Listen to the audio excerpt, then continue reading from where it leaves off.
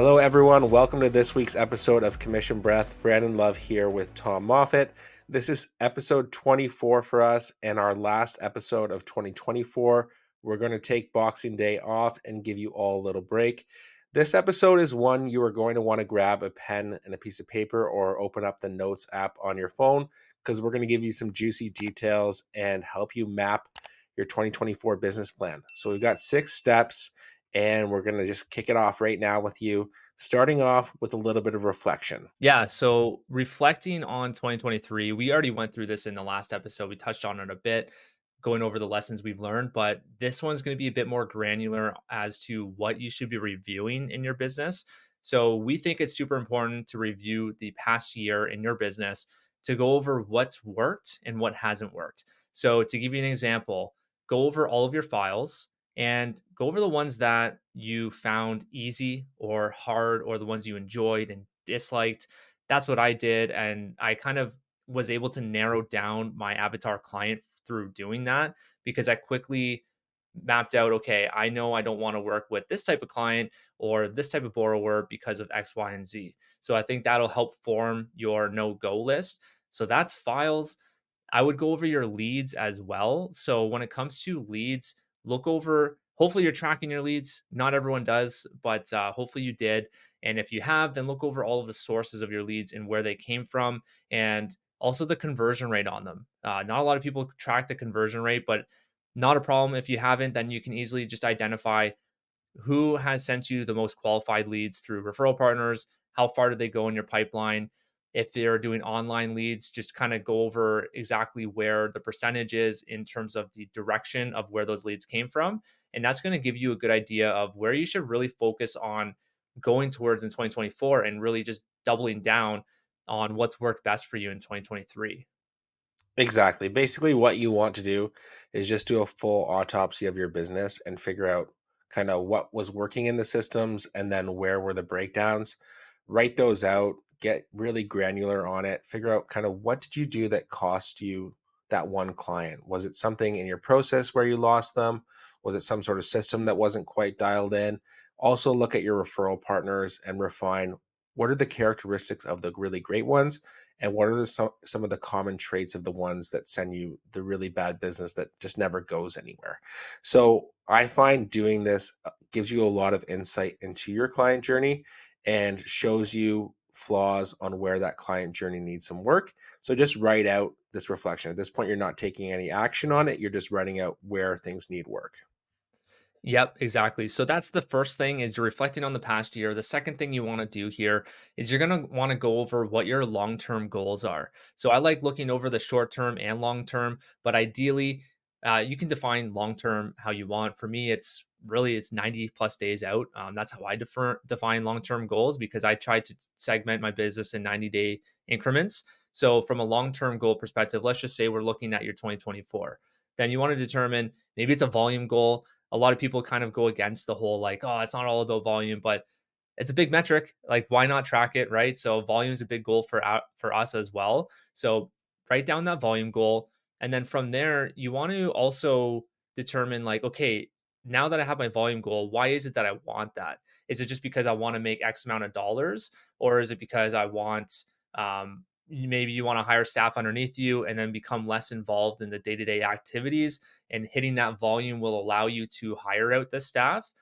So it really comes down to like map out your ideal day and how many hours you want to spend in your business. So if you want more of like a lifestyle business where maybe you're doing like 10 to 30 hours a week versus like crushing volume, like a huge amount of volume, and maybe you're working 60 to 80 hours, those are two different businesses. And one might have a shit ton of employees, one might just be you, a one man band. So those are two different things. So you want to map out what is ideal for you. And then that's going to allow you to kind of go to the next steps and define out the rest of your business plan.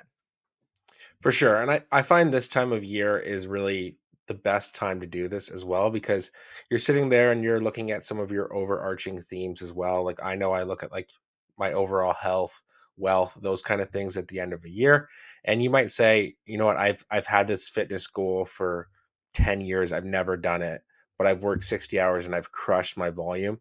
Maybe you decide, hey, my goal next year is actually just to either maintain or hit X volume, but I want to carve out that time.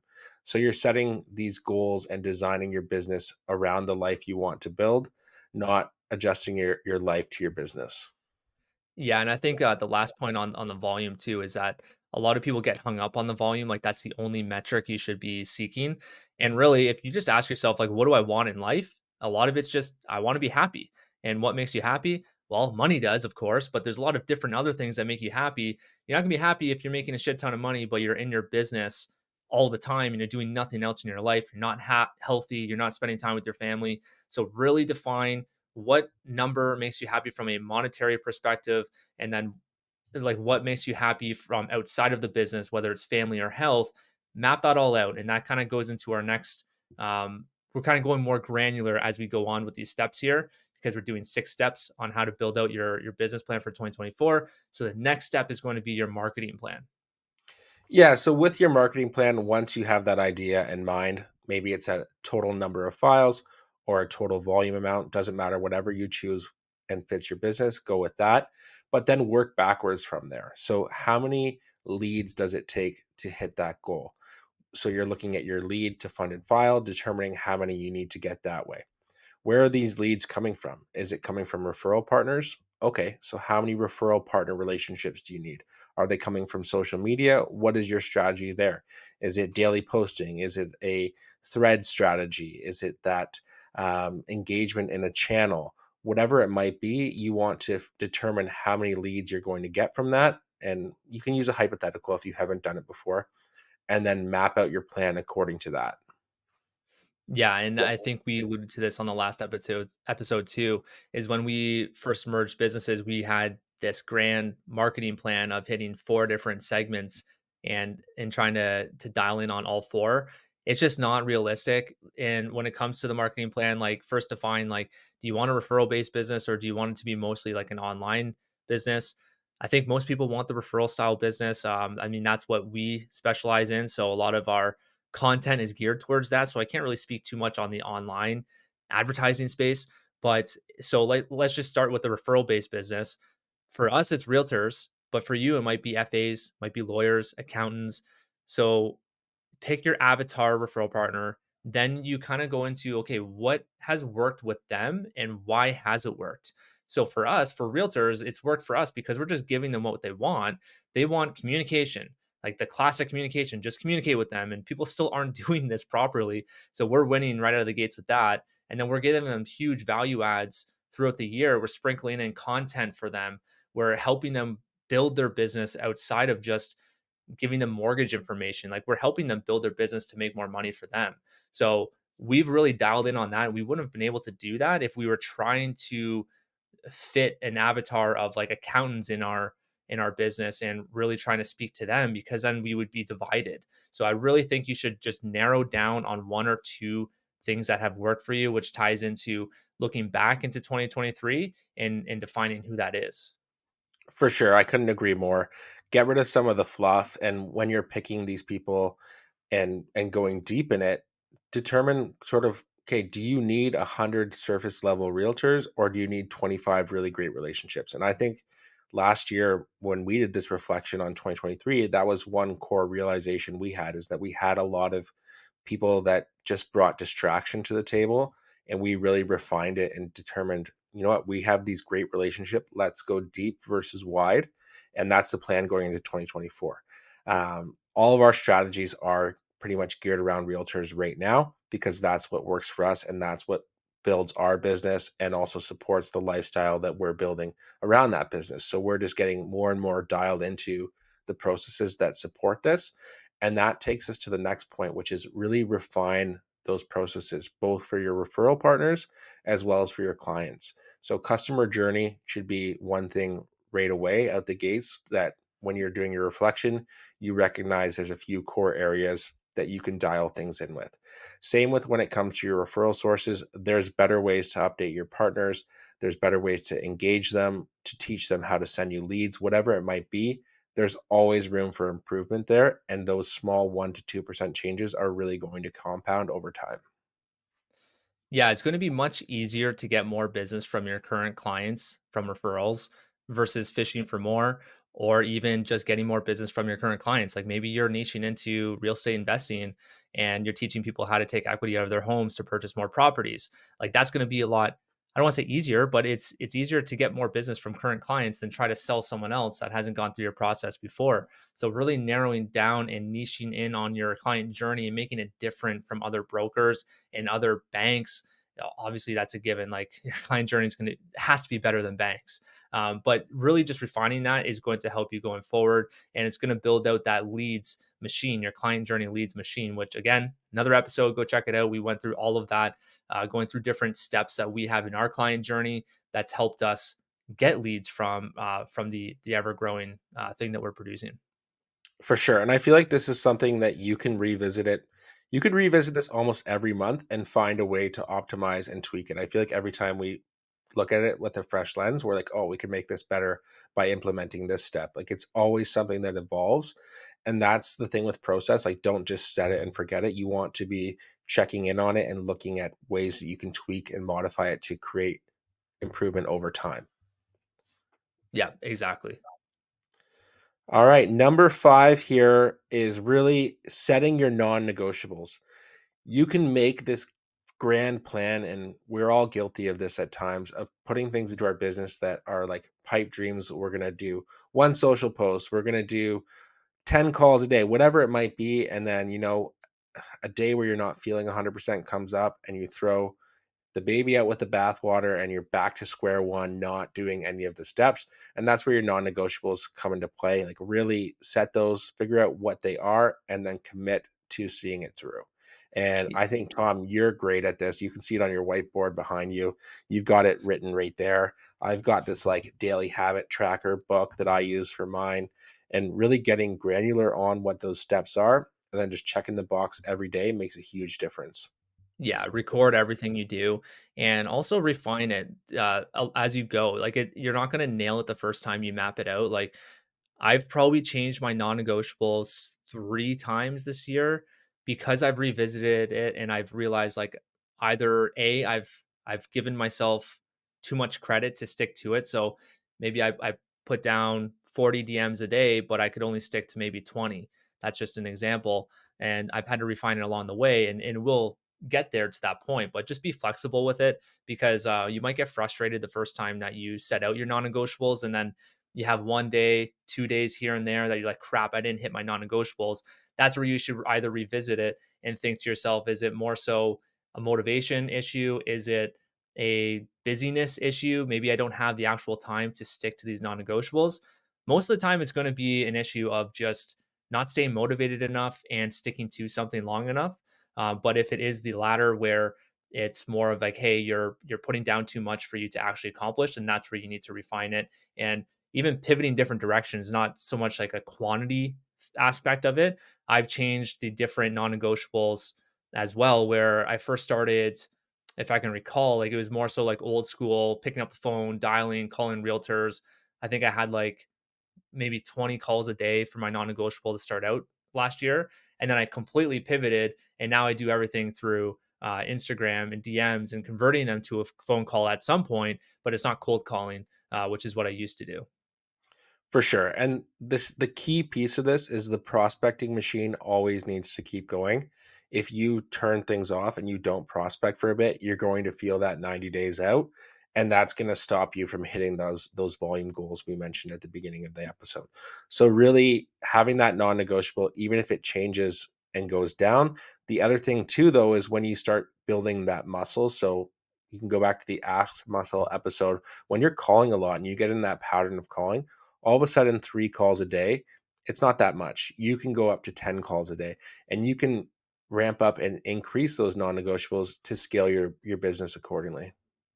Man, 100%. Like you can really scale up these non-negotiables, and that's what I recommend. Just start low and then build off of that, because it's going to give you the confidence as you hit them on a daily basis, and then you can just keep going from there. Um, but yeah, like with non-negotiables, to give you an example, like what I'm doing right now is with my DMs, my social media isn't just for consumers. In fact, like I don't really focus on trying to get consumer leads at all. It's actually to build out referral partner relationships, which at some point we will have an episode going over all of the stuff that we have kind of cooking in the background here. Some of you already are aware of what we're doing with some of the strategies on Instagram, but we will launch an episode at some point in the new year, I promise. But uh, to give you an example of like how we scaled, I started with 5 DMs a day, and now I'm at 40 as a non-negotiable for a daily DM, and those are all videos. Like I don't do texting or voice notes. Like I prefer to do videos, and they've been working much better than anything else. Voice notes are obviously better than texting, but I think if you're gonna do it, you got to do video. Man, I hate getting a voice note. I don't know. I know like Do everyone you? says Yeah, I'm not yeah, it's like you send me a lot of them and I'm like, "Fuck, Tom, just send me a text." over text. And Yeah. yeah, it's just it's hard to I don't I know, if didn't I know pick that, my phone man. You and should have listen to told them. me. Yeah, I just told you right now. It just came to the Well, does surface. your iPhone should summarize the words there? Y No. Yeah, it does. The iPhone summarizes that part's okay, but, like, sometimes I'm like, "Holy crap." It's like getting a voicemail. I don't know about you, but I hate getting voicemails as well, and I feel like the voice text is like a voicemail. I gotta wait for, like, a quiet time when my kids aren't around and listen to it. I'm like, "Oh, fuck this." Um, Okay, yeah. well, noted, man. I guess I won't fucking send you a voice note anymore. If you want a fast response, send me a text. If you want me to respond to you, like, 3 hours later, send me a voice note. All right, there you go. Everyone heard now. Yeah. Everyone knows for all of those people who are, in one of those social accountability groups sending voice notes every day, the text is gonna catch me faster. Yeah, we get a lot of them.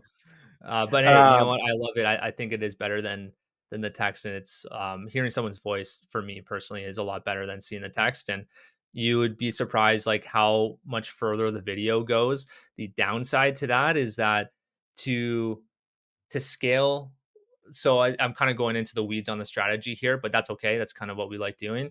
So when I send the videos, let's just say I'm sending them to realtors, I put a link down there to funnel them into something. The downside to video is that it takes longer for it to upload and send to the realtor.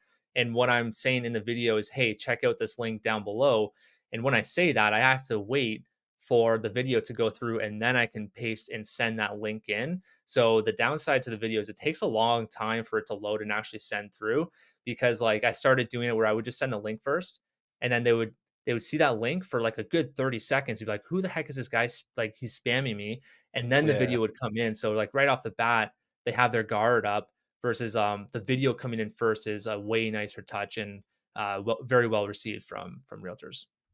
For sure, and see, that's just an example of an insight into refining your process because you realized the little flaw there, you tweaked it, and now it's so much better. Yeah. And that bit of reflection is the final step here. So set a time in your calendar and assess what's working. So look at your non-negotiables, look at your marketing efforts. Are you doing them? Are they having the impact that you're thinking they're going to right now? And analyze and tweak your plan going forward. I would say for us, like we are going to revisit this at the end of March for our business before we get too busy in the spring market and we're in the files and it's kind of too late to draw back. You're emerged in the battle. You're not crafting strategy anymore at that point. So kind of end of March is a good time to set that in your calendar, put it in there so you actually follow through with it, and then tweak your plan going forward. Yeah, I think it might actually be sooner than that, Brandon, because we're like, as you know, like obviously we're our next step is to hire someone because we did have an assistant. We had to let her go, but at some point we will be hiring, whether it's fulfillment or an underwriter. So if anyone knows anyone, let us know. But that is going to be something we're going to have to discuss fairly soon, and that's kind of going into our plan right now and strategizing for 2024 in terms of like who do we want to hire first? Is it going to be fulfillment or is it going to be an underwriter? And right now we're leaning towards fulfillment, but we got to write out all the pros and cons as to who we should hire first, what the salary, the compensation should be. So those are all things that you should consider as well. For sure, 100%. So dial up that timeline even earlier in some cases. Yeah, there you go. So I hope you found some value in today's episode. One of the things that Tom and I are going to offer is we're going to open up 5 slots. It's going to be a session with the two of us to go over your plan and really dial it in for 2024. We'll take a little bit of homework in advance of the meeting, and then the meeting itself is probably going to be an hour to an hour and a half type thing. So if you're curious about this, shoot us a message on Instagram and we'll send you some more details. All right. Thanks, everyone. Cheers to a Merry Christmas, Happy Holidays, whatever you're celebrating. And cheers to your success in 2024. Can't wait to see you there. Happy holidays, guys.